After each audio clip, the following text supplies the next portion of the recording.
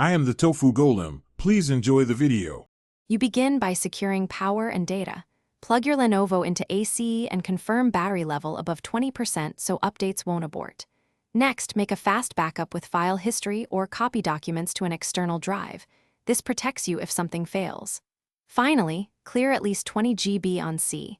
Remove unused apps or temporary files because Windows needs room to download and stage update files. Once done, you'll open Settings to start the update sequence.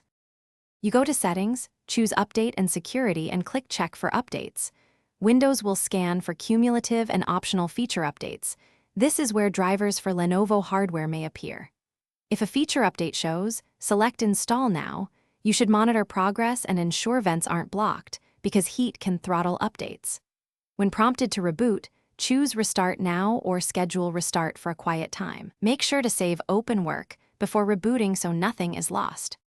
After installation, you verify everything. Open Device Manager and run Lenovo Vantage to apply firmware or driver patches that Windows might miss.